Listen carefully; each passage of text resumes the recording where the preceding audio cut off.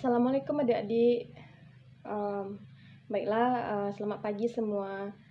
Sebelum kita memulai pelajaran kita pada hari ini, kita membaca doanya dalam hati masing-masing dulu ya. Oke, baca doanya selesai. Selanjutnya kita masuk pada pembahasan materi. Sebelumnya kita perkenalan dulu. Kenalkan, nama kakak Fatia, kakak dari mahasiswa YIN Batu Sangkar, jurusan bimbingan dan konseling. Tujuan kakak ke sini yaitu ada tugas mata kuliah mikro namanya, dan kakak memilih sekolah ini untuk melakukan prakteknya. Jadi langsung saja, materi kita hari ini kakak akan membahas tentang penyesuaian diri remaja di lingkungan sekolah baru. Nah, ini loh adik-adik, kan kita adik-adik semua udah memasuki sekolah baru nih. Dulunya masih putih dongker, sekarang udah putih abu-abu. Dulunya masih guru di SMP, sekarang udah gurunya di SMA ya kan. Udah punya teman baru, punya suasana baru, pakaian baru, semuanya serba baru. Jadi untuk itu adik-adik semua kan butuh penyesuaian diri di sini. Nggak langsung kayak dekat kan sama orang-orang di sini. Jadi sama-sama suasana di sini nggak langsung kenal aja gitu kan. Jadi butuh prosesnya. Jadi kakak akan membahas tentang penyesuaian tersebut di sini. Jadi nantinya akan membantu adik-adik lebih mudah untuk menyesuaikan diri di sini dengan baik dan benar. Nah, yang pertama yaitu pengertian dan proses penyesuaian diri. Apakah ada adik-adik yang tahu apa itu proses penyesuaian diri? Oke, baik, pintar semuanya ya. Jadi yang pertama yaitu proses penyesuaian diri itu berarti beradaptasi. Jadi sini kita beradaptasi dengan lingkungan baru, suasana baru, semuanya kita perlu beradaptasi sebelum kita mengenal lebih dekat lagi. Itu dapat mempertahankan eksistensinya atau bisa survive dan memperoleh kesejahteraan jasmania dan rohania. Nah, dan dapat mengadakan relasi yang memuaskan dengan tuntutan sosial. Nah, jadi di sini kita dituntut untuk beradaptasi dengan lingkungan-lingkungan di sekitar. Jadi dimanapun nanti kita berada, lingkungan manapun, baik itu lingkungan kerja, sekolah, atau perguruan tinggi, di lingkungan di rumah, masyarakat, itu akan butuh kita beradaptasi dengan penyesuaian diri kita masing-masing. Kan nggak semuanya orang itu sama, ya. Nah, selanjutnya penyesuaian diri itu juga dapat diartikan sebagai konformitas, yaitu yang berarti menyesuaikan sesuatu dengan standar atau prinsip. Nah, di sini kita bisa mengartikan penyesuaian itu sesuai dengan standar atau prinsip hidup kita masing-masing. Nah, jadi di sini kita menyesuaikan diri itu jangan terlalu tinggi, itu sesuai dengan standar kita aja, semampu kita. Jadi kita menyesuaikan diri dengan lingkungan ini, lingkungannya lebih tinggi dari kita, lebih apalah gitu kan. Jadi kita cukup menyesuaikan diri dengan semampu kita aja, nggak usah perlu diikuti gaya-gaya mereka gitu kan. Nah, selanjutnya yaitu penyesuaian diri dapat diartikan sebagai penguasaan, yaitu memiliki kemampuan untuk membuat rencana dan mengorganisasi respon-respon sedemikian rupa sehingga bisa mengatasi segala macam konflik, kesulitan dan frustasi secara efisien. Individu memiliki kemampuan menghadapi realitas hidup dengan cara yang adekuat. Nah, selanjutnya itu proses penyesuaian diri. Yang dimaksud dengan penyesuaian diri itu adalah proses bagaimana individu mencapai keseimbangan diri dalam memenuhi kebutuhan dengan lingkungannya. Nah, di sini dimaksudnya dengan proses penyesuaian diri itu adalah penyesuaian diri itu keseimbangan diri kita dalam memenuhi kebutuhan sesuai dengan lingkungannya. Misalnya kita tinggal di lingkungan yang orang yang kompleks yang perumahannya yang agak mewah gitu kan, orang-orang kaya lah misalnya. Jadi kita dapat menyesuaikan diri dengan orang-orang tersebut. Bukan berarti kita harus menjadi orang kaya juga, nanti kita itu gimana gitu, harus mengikuti tren-tren sekarang, enggak juga. Kalau kita nggak mampu, ngapain kita harus ngikuti ya kan. Jadi semampu kita aja, serendah-rendah kita aja. Maksudnya bukan juga kita tidak terlalu kita ketinggalan, bukan, tapi yang semampu aja. Kita cukup tahu gitu, tapi nggak harus diikuti. Nanti berlebihan jadinya kan dikesan orang itu norak atau lebay. Nah, jadi respon penyesuaian itu baik atau buruk secara sederhana dapat dipandang sebagai suatu upaya individu untuk mereduksi menjauhi ketegangan dan untuk memelihara kondisi-kondisi keseimbangan yang lebih wajar.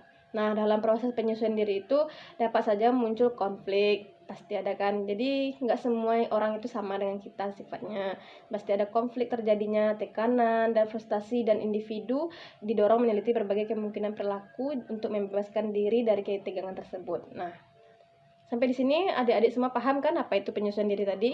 Oke, kita lanjut ya. Selanjutnya itu karakteristik penyesuaian diri. Nah, di sini ada karakteristiknya. Yang pertama itu tidak menunjukkan adanya ketegangan emosional. Nah, di sini itu maksudnya itu adalah tidak menunjukkan ketegangan itu tidak terlalu kaku gitu. Kita mengikuti sesuai alurnya aja, tidak ada ketegangan emosional, tidak secara keterpaksaan. Nah, yang kedua tidak menunjukkan adanya mekanisme psikologis, tidak kita menyesuaikan diri dengan orang itu, jangan sampai psikologis kita yang kena ya.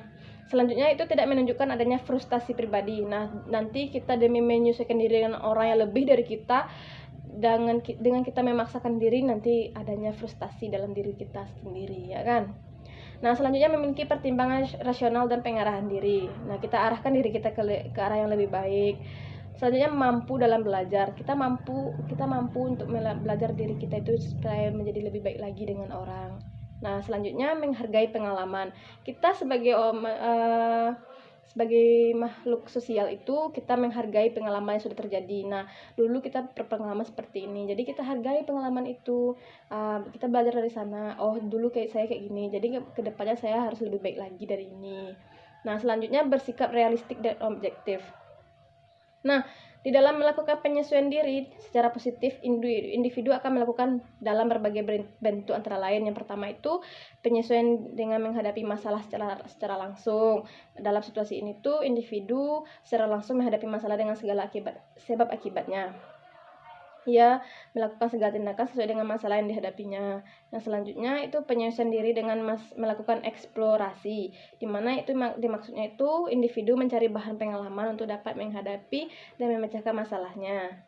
Nah, selanjutnya ada juga faktor-faktor yang mempengaruhi proses penyesuaian diri. Nah, di sini ada juga faktor-faktornya yang mempengaruhi ya.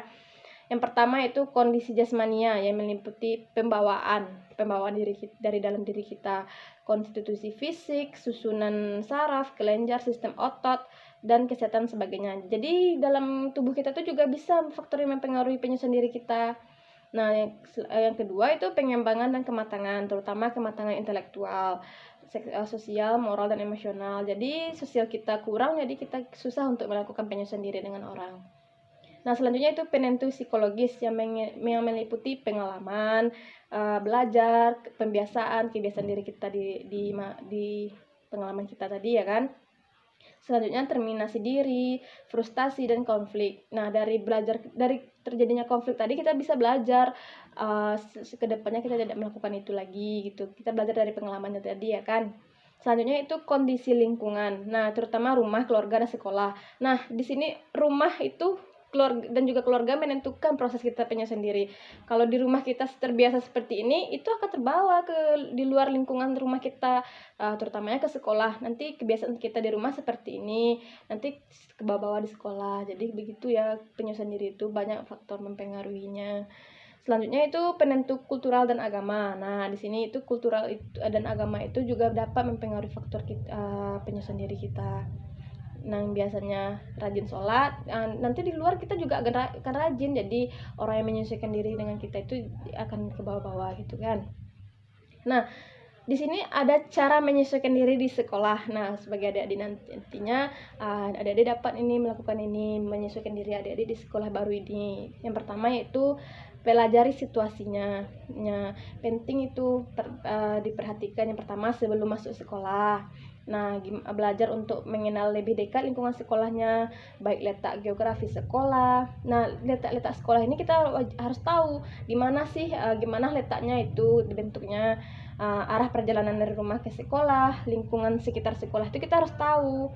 Walaupun nggak semuanya kita tahu ya. Baik dan sebagainya. Biasakan mengenal situasi itu baru dalam beradaptasi di dalamnya. Nah, adik-adik semua tidak perlu takut pada situasi yang baru. Pastikan aman berada di lingkungan sekolah tersebut ya. Yang kedua itu berbaik sangka.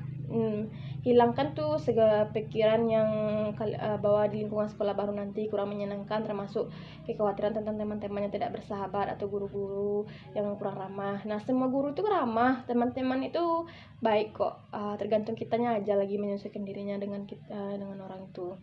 Nah, jadi nggak usah khawatir, semua teman itu nggak ada yang baik, atau guru-guru tuh nggak ada yang lembut cara menyampaikan pelajaran. Ramah kalau tergantung kita. Jadi kan sifat orang tuh ada yang berbeda, mungkin pembawaannya seperti itu. Nah, nanti selanjutnya itu sesuaikan keadaan sekolah. Maksudnya itu siapkan informasi tentang sekolah barunya. Nah, baik itu peraturan atau kebiasaan guru-guru mengajar. Nah, kan peraturan sekolah itu kayaknya hampir sama ya setiap sekolah, cuma yang membedakan itu gurunya, di mana ada yang disiplin, ada yang biasa-biasa saja, atau yang terlalu disiplin.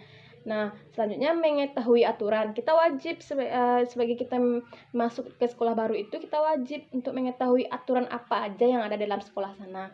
Jadi jangan disamain lah sekolah lama dengan sekolah baru itu sama aturannya. Kalau waktu SMP kan aturannya gini. Kalau SMA udah beda kan. Jadi udah naik ke jenjang yang lebih tinggi. Jadi aturannya udah lebih banyak lagi. Nah, selanjutnya itu mengikuti MOS. Nah, MOS itu kan masa awal kita masuk sekolah baru. Jadi kita wajib untuk mengikuti, untuk mengenal lebih baik, banyak lagi lingkungan-lingkungan yang ada di sekolah, apa-apa aja yang ada di sekolah ini, baik itu fasilitasnya, apanya, pengembangan dirinya, apa yang peraturan sekolah itu bisa pada kegiatan tersebut akan diperkenalkan siapa saja elemen-elemen lingkungannya. Misalnya kakak-kakak kelasnya kita jadi tahu kan siapa-siapa aja yang anggota guru, staf, tata usaha, peraturan yang berlaku, kegiatan formal apa aja yang pernah dilakukan di sekolah ini. Nah, selanjutnya itu kenali dan hormati guru. Nah, kita perlu mengenali saat guru itu, baik itu walaupun guru itu nggak pernah masuk ke kelas kita wajib tahu siapa mereka. Jadi kan selagi kita masih berada di sekolah ini, jadi semua guru itu masih guru kita, walaupun mereka nggak pernah ngajar kita, ya kan. Nanti kayak gini, jurusan aku IPS, ibu itu ngajarnya di IPA, jadi nggak perlu lah kita tahu ibu itu siapa, nggak boleh kayak gitu ya. Jadi selagi kita masih berada di lingkungan satu sekolah ini, di sekolah ini, atas nama sekolah ini, jadi kita wajib tahu siapa itu ibu itu, dan kenali dan hormati mereka sebagai guru kita juga.